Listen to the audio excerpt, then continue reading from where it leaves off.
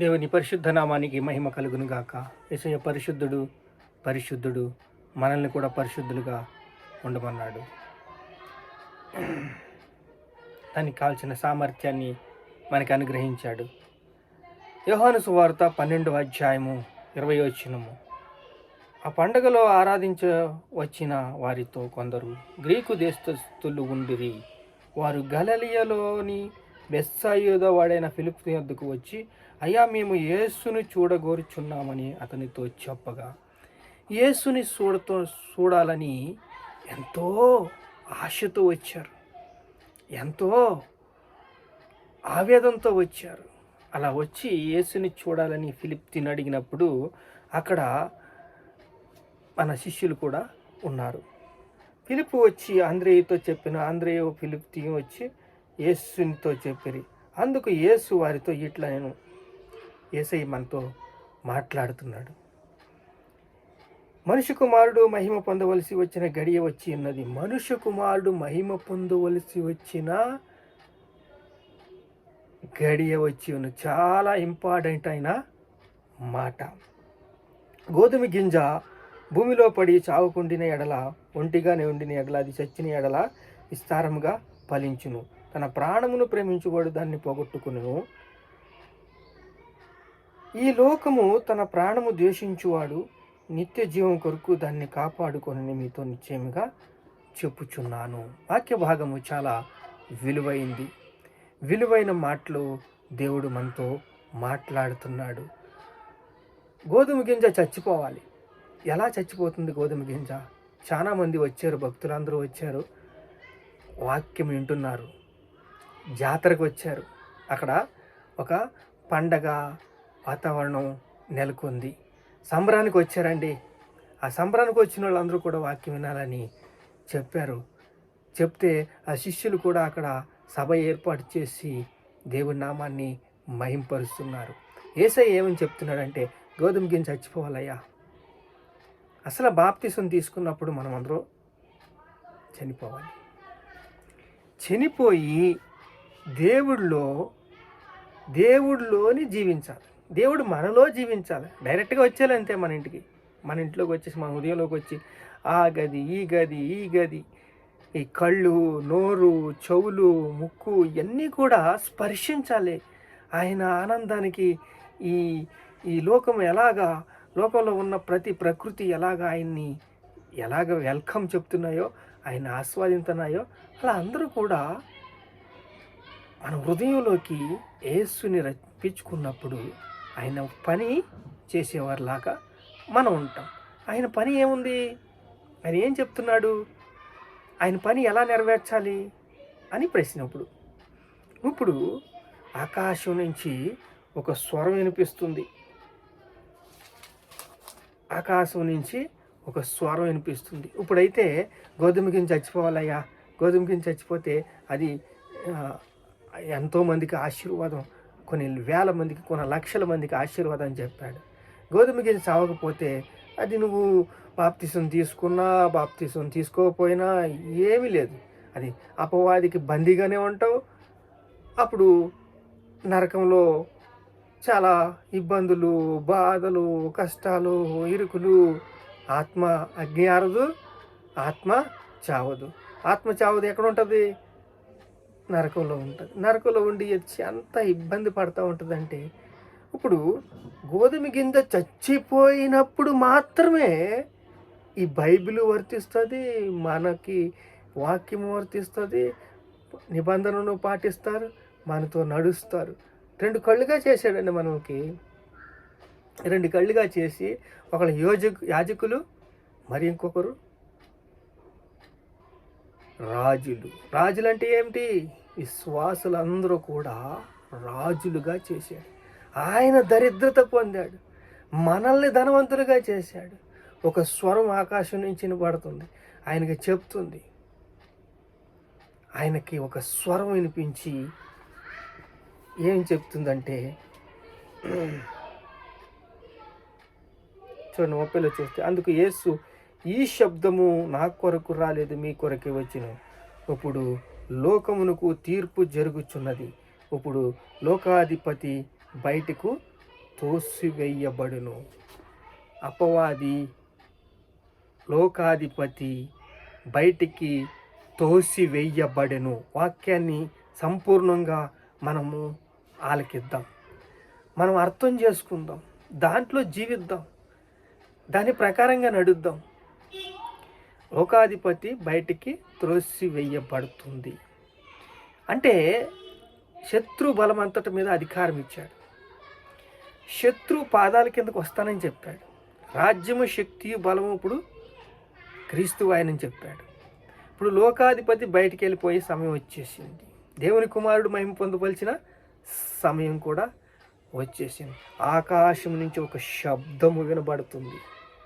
ఆ శబ్దము ఏంటంటే, తండ్రి నీ నామం మహిమపరచమని చెప్పాను, అంతటా నేను దానిని మహిమపరిచితిని, మరలా మహిమపరుతును అని ఒక శబ్దము ఆకాశము నుండి వచ్చెను. తండ్రి నీ నామము మహిమపరచబడిని చెప్పాను. ఒకసారి నేను బాప్తిస్మ ఇచ్చాను, వీళ్ళందరినీ శుద్ధీకరించాను, రక్తంతో కడిగాను, బాగా చేశాను, హృదయాలు శుద్ధి చేశాను, శుభ్రం చేశాను, మళ్ళీ చేస్తాను, పరిశుద్ధాత్ముడు వస్తాడు, మళ్ళీ చేస్తాడని చెప్పి అది నా కొరకు రాలేదు, మీ కొరకు వచ్చింది. జాగ్రత్త. తీర్పు, లోకానికి తీర్పు ఉంది. జాగ్రత్త. వాళ్ళు అందరూ కూడా మారు మనస్సు పొందాలి. 13వ అధ్యాయం లోక సువార్త 3వ వచనంలో అయితే, మారు మనసు పొందని ఎడల అందరూ నశించిపోతారు. మారు మనసు పొందకపోతే నశించిపోతారు. మళ్ళా సమయం రాదు. ఏసేవు గోల పెట్టి గొగ్గు పెట్టి ఏడ్చుకున్నాడు, దొరకలేదు. అలాగే మీరు మారు మనసు పొందని ఎడల మీకు మరలా సమయం రాకపోవచ్చు అని దేవుడు చెప్తున్నాడు. ఇక్కడ యేసు ఆ శబ్దము నా కొరకు రాలేదు, మీ కొరకు వచ్చాను. చూడండి, నేను 12వ అధ్యాయము 32వ వచనము, నేను భూమి మీద నుండి పైకెత్తబడిన ఎడల అందరూ నా యొద్దకు ఆకర్షించుకుందునని చెప్పాను. నేను భూమి మీద పైకి ఎత్తబడతాను, అందరినీ ఆకర్షించుకుంటాను. దేవుడు వాగ్దానం చేశాడు. నేను అందరినీ ఆకర్షించుకుంటాను అంటే మనం ప్రార్థన చేయాలా లేదా? ఈ భారతదేశం గురించి ప్రార్థన చేయాలా వద్దా? యూరోప్ ఖండం, ఆసియా ఖండం, ఆఫ్రికా ఖండం, ఆస్ట్రేలియా ఖండం, ఉత్తర అమెరికా ఖండం, దక్షిణ అమెరికా ఖండం ప్రార్థన చేయాలా వద్దా? ప్రార్థన చేస్తే అది జరుగుతుంది. ప్రార్థన చేస్తే అది జరుగుతుంది. ప్రార్థన చేస్తే దానికోసం దేవుడు వచ్చి తీసుకెళ్తాడు. అబ్రహాం ప్రార్థన చేశాడండి, లోతుని బతికించిన అది ఎలాగా ఒక గేహేజీగా మారిపోయాడు, ఒక ఇస్కరియోతు యూదుగా మారిపోయాడు, ఒక సైతానుకు దాసుడిగా బిడ్డగా మారిపోయాడు. ఎవరు? లోతు. అక్కడ అబ్రహాం ప్రార్థన చేస్తే మారాడు, కానీ ఫలితము రాలేదు. మోయాబీయులు అయిపోయారు. అనేక జాతి జనాంగ ప్రజల్ని రక్షించేవారిలాగా మీరుండాలని దేవుడు ఎంతో వేదన పడుతున్నాడు, ఎంతో బాధపడుతున్నాడు. ప్రతి ఒక్క జనాంగం రక్షించబడాలి. భారతదేశంలో 148 కోట్ల ప్రజలు ఉన్నారు. ఇంకా 2,000 జాతులు మనిషికి ఇంకా బైబిల్ వెళ్ళలేదు, వాక్యమే తెలియదు వాళ్ళకి. యేసు అంటే ఎవరో తెలియదు. వాషింగ్ మిషన్ అంటున్నారు. యేసు ఎవరంటే వాషింగ్ మిషన్ అంటున్నారు. వాషింగ్ మిషన్ గురించి తెలుసు, కానీ యేసు గురించి తెలియదు. ఇంకా 2,000 జాతులు ప్రజలు ఉన్నాయి, వాళ్ళకి బైబిల్ లేదు, వాళ్ళకి వాక్యం వెళ్ళలేదు.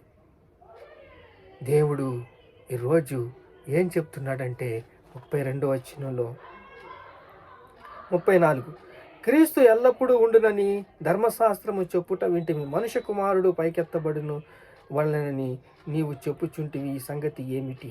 క్రీస్తు ఎల్లప్పుడూ మీ దగ్గర ఉంటానని. అదే మరి మీకు భోజనం పెడతాడు, మిమ్మల్ని బొబ్బో పెడతాడు, మిమ్మల్ని ఆదరిస్తాడు, మిమ్మల్ని దీవిస్తాడు, మీకు స్కూటర్ ఇస్తాడు, మీకు బండి ఇస్తాడు, ఎల్లప్పుడూ ఉంటానని ధర్మశాస్త్రంలో చెప్పుట విన్నారండి. నిజమే, మీ హృదయంలో ఉంటాడు.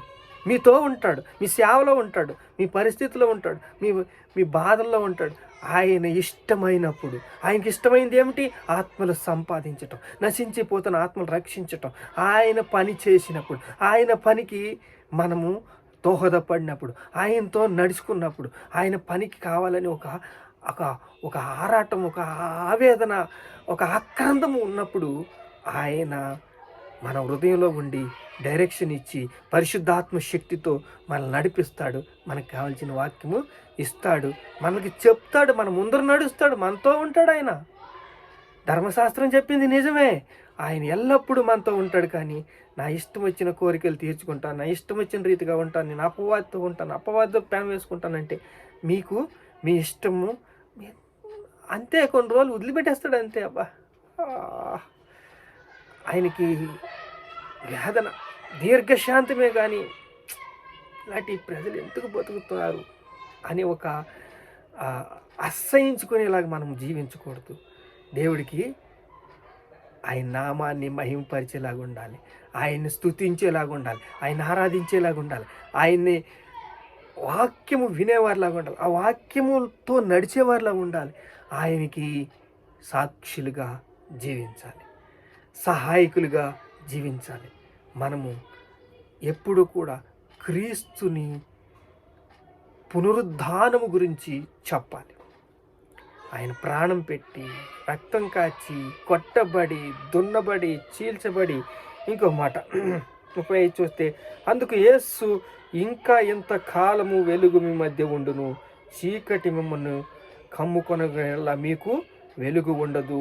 చీకటిలో నడుచువాడు తాను ఎక్కడికి పోచున్నాడో ఎరగడని మీరు వెలుగు సంబంధులగినట్లు మీకు వెలుగుండగానే వెలుగునొద్దకు విశ్వసించుడని చెప్పాను. ఇప్పుడు చైనా దేశంలో బైబిల్ లేదు, అన్నీ కూడా బ్యాన్ చేసేసారు.